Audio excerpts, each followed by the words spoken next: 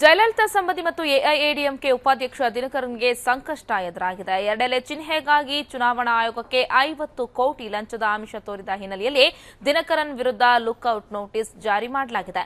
ದೆಹಲಿ ಪೊಲೀಸರು ನೋಟಿಸ್ ಜಾರಿ ಮಾಡಿದ್ದು ದೇಶ ತೊರೆಯದಂತೆ ಎಚ್ಚರಿಕೆ ನೀಡಿದ್ದಾರೆ. ಇನ್ನು ಚೆನ್ನೈಗೆ ತೆರಳಿರೋ ದೆಹಲಿ ಪೊಲೀಸರು ಯಾವುದೇ ಸಂದರ್ಭದಲ್ಲೂ ದಿನಕರನ್ನ ಬಂಧಿಸೋ ಸಾಧ್ಯತೆ ಕೂಡ ಇದೆ.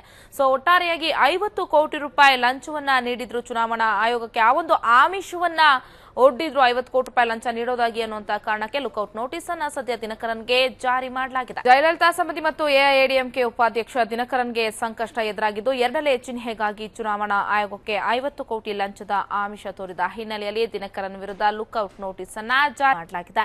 ಪೊಲೀಸರು ನೋಟಿಸ್ ಜಾರಿ ಮಾಡಿದ್ದು ದೇಶ ತೊರೆಯದಂತೆ ಎಚ್ಚರಿಕೆಯನ್ನ ನೀಡಿದ್ದು ಚೆನ್ನೈಗೆ ತೆರಳಿರುವಂತಹ ದೆಹಲಿ ಪೊಲೀಸರು ಯಾವುದೇ ಸಂದರ್ಭದಲ್ಲಾದರೂ ಕೂಡ ದಿನಕರನ್ನ ಬಂಧಿಸುವಂತಹ ಸಾಧ್ಯತೆ ಇದೆ. ಈ ಹಿನ್ನೆಲೆಯಲ್ಲಿ ದೇಶ ಬಿಟ್ಟು ಹೊರ ಹೋಗಬಾರದು ಅನ್ನೋ ಕಾರಣಕ್ಕಾಗಿ ಲುಕ್ಔಟ್ ನೋಟಿಸ್ ಅನ್ನ ಜಾರಿ ಮಾಡಿದ್ದಾರೆ.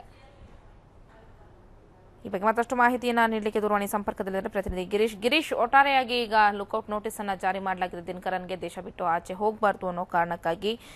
ಏನೆಲ್ಲ ಬೆಳವಣಿಗೆ ಕಾಣ್ತಾ ಇದೆ ಈ ಒಂದು ಪ್ರಕರಣ? ಶಾಲಿನಿ, ಏನೊಂದು ಎಐಎಡಿಎಂಕೆ ಪಕ್ಷದಿಂದ ಏನು ದಿನಕರನ್ಗೆ ಉಚ್ಚಾಟನೆಗೊಂಡ ಬೆನ್ನಲ್ಲೇ ಮತ್ತೊಂದು ಶಾಕಿಂಗ್ ನ್ಯೂಸ್ ಅಂತಾನೆ ಹೇಳ್ಬೋದು.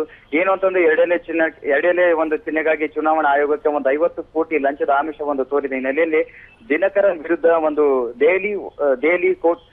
ದೆಹಲಿ ಪೊಲೀಸರು ಒಂದು ನೋಟಿಸ್ ಅನ್ನು ಜಾರಿ ಮಾಡಿದ್ದಾರೆ. ಏನಂತಂದ್ರೆ ಈ ದೇಶ ತೊರೆಯದಂತೆ ಒಂದು ಎಚ್ಚರಿಕೆಯನ್ನು ಕೂಡ ನೀಡಿದ್ದಾರೆ.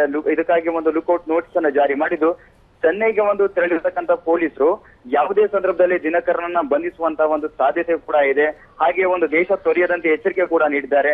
ಏನು ನಿನ್ನೆ ತಾನೇ ಒಂದು ಶಶಿಕಲಾ ಮತ್ತು ಒಂದು ದಿನಕರನ್ಗೆ ಪಳನಿಸ್ವಾಮಿಯು ಮತ್ತು ಒಂದು ಸೆಲ್ವಂ ಬಣದಿಂದ ಒಂದು ಎಐಎಡಿಎಂಕೆ ಪಕ್ಷದಿಂದ ಉಚ್ಚಾಟನೆಯನ್ನ ಮಾಡಲಾಗಿತ್ತು. ಏನು ಕುಟುಂಬ ರಾಜಕಾರಣವನ್ನು ನಮ್ಮ ಪಕ್ಷದಲ್ಲಿ ಬೇಡ, ಹಾಗಾಗಿ ಅಮ್ಮನ ಹಾದಿಯಲ್ಲಿ ಎಲ್ಲ ಒಂದು ರಾಜಕಾರಣ ಸಾಗಬೇಕು ಅನ್ನೋ ಒಂದು ಹಿನ್ನೆಲೆಯಲ್ಲಿ ಇವರಿಬ್ಬರನ್ನ ಉಚ್ಚಾಟನೆ ಮಾಡಲಾಗಿತ್ತು.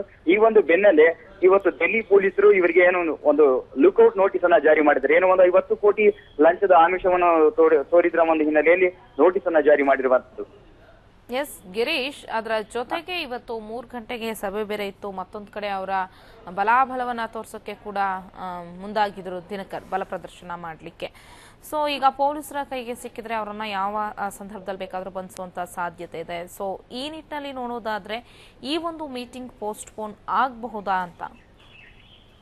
ಶಾಲಿನಿ, ಏನು ಅಂತಂದ್ರೆ ಇವತ್ತು ದಿನಕರನ ಉಚ್ಚಾಟನೆ ಆದಂತ ಒಂದು ಸಂದರ್ಭದಲ್ಲಿ ತಮ್ಮ ಒಂದು ಪಕ್ಷದ ಬಲ ಪ್ರದರ್ಶನ ಮಾಡೋದಕ್ಕೆ ಮುಂದಾಗಿರ್ತಕ್ಕಂಥ ದಿನಕರನ್ ಏನು 3 ಗಂಟೆಗೆ ಒಂದು ಸಭೆಯನ್ನ ಏರ್ಪಡಿಸಿರ್ತಾರೆ.